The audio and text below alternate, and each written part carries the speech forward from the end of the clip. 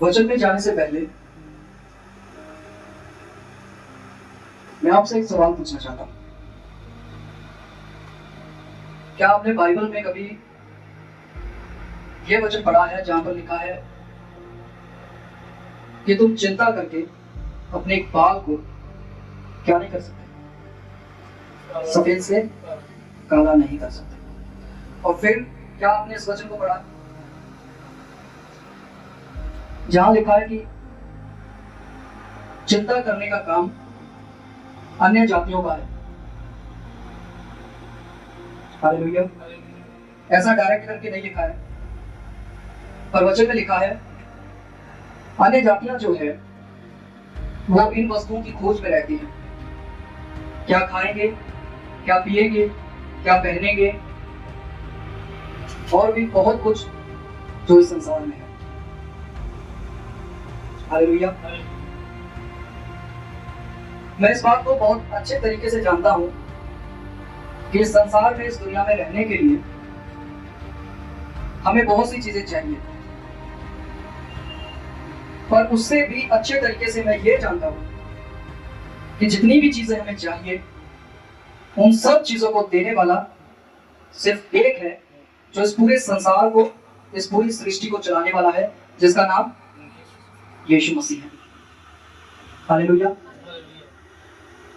और उसी के चेलों ने यह वचन लिखा। अन्य जाति लोग बहुत सी चिंताओं में रहते हैं, पर हमें क्या करना चाहिए? हमें चिंता नहीं करना है, पर हमें सबसे पहले उसके धर्म और राज्य की खोज करनी है।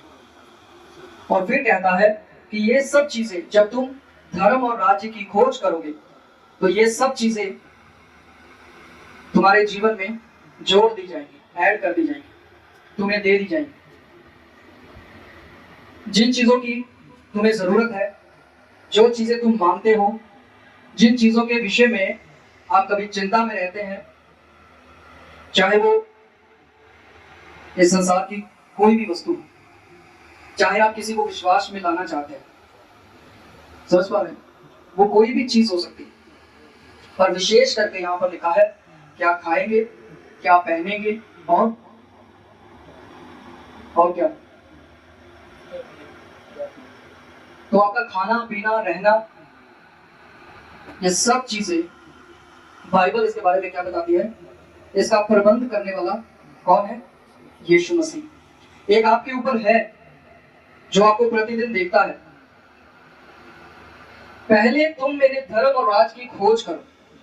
ये आपके लिए एक ऑप्शन नहीं है कि आप कहो कि ये मेरे लिए एक ऑप्शन है कि मैं करूंगा तो मैं अपनी मर्जी से करूंगा, नहीं करूंगा तो मैं अपनी मर्जी से नहीं करूंगा। ऐसा मैं इसलिए कहता हूं क्योंकि वचन ऐसा हमें बताता है कि अगर तुम्हें चिंता से मुक्त रहना है और आगे बढ़ना है, आपका जीवन एक ही जगह चिपक ना जाए, हालेलुया, एक ही जगह रुक ना जाए, स्टक ना हो जाए, तो हमें क्या करना पड़ेगा?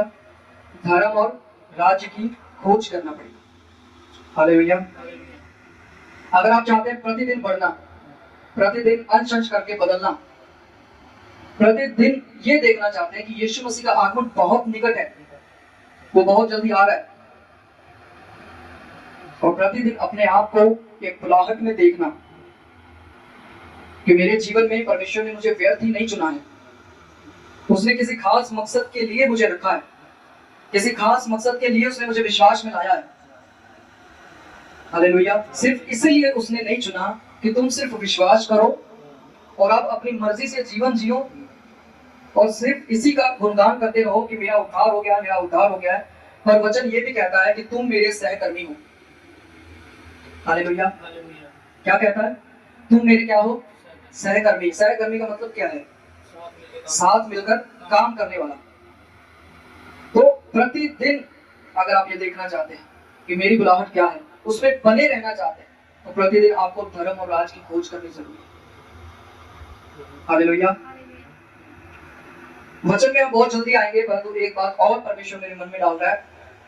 आप उस समय को याद करें जब शैतान भी राज्य ही चाहता था, समझ रहे?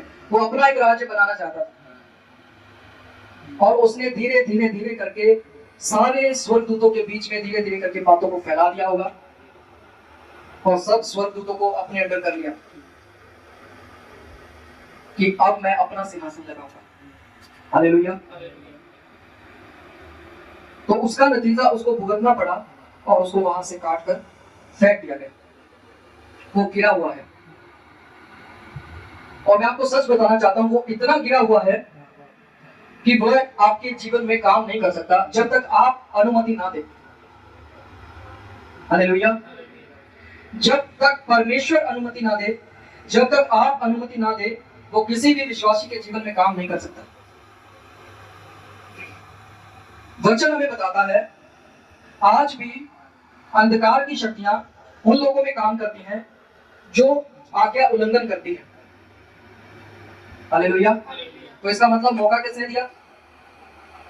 एक मनुष्य ने जो परमेश्वर की आज्ञा में नहीं है, उसने मौका दिया और उसके जीवन में उन अंधकार की शक्तियों ने प्रभाव डाला। हम आयु की स्टोरी को पढ़ते हैं जहां पर परमेश्वर ने अनुमति दी शैतान को कि जब तुझे जो करना है तो कर ले। तो ये दो चीजें हैं।